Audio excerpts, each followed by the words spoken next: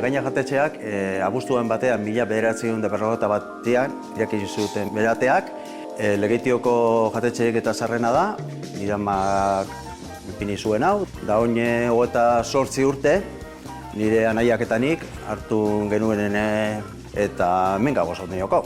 Gure sukaldaritza tradizionala da, baina tradizionala baino tradizioa segiten du.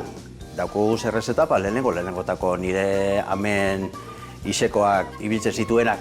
Erakostoki badaukogu, hor da, horre aurkezten dugu geure eguneko produktuak, arrainak. Beti bertoko arrantzaliak ibili zen tokietako arrainak.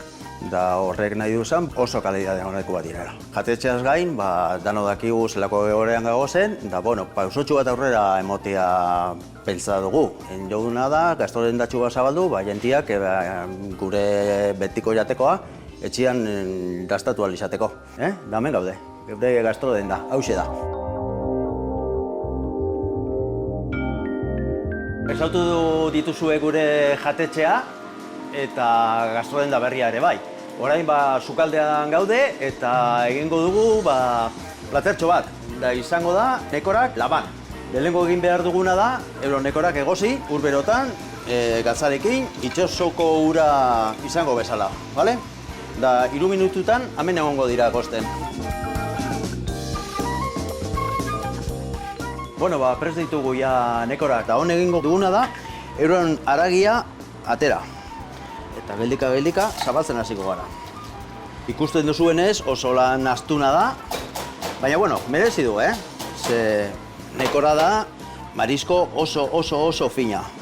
Bukatu dugu gure lan bereziarekin, Begiratu zenbat haragi atara diogun, Da on haragia badugu, eta engoguna da sukaldatu, kipula apurtxua botako dugu, oliotzara, eta nekoren haragia ere berto garriko dugu.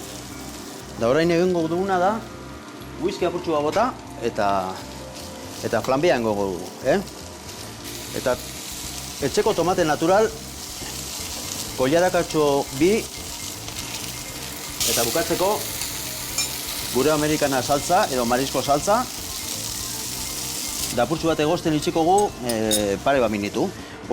Prestatu dugu ja gure nekorak.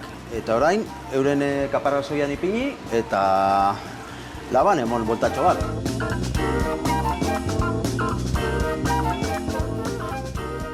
Ikusi duzuenez, prest dago gure platertxoa. Eta nortzuko beto daztatzeko gure ETV-ko izarrak. Baserri eta txankarra. Venga, eskerrik asko danori eta agur urren arte, Vale, venga.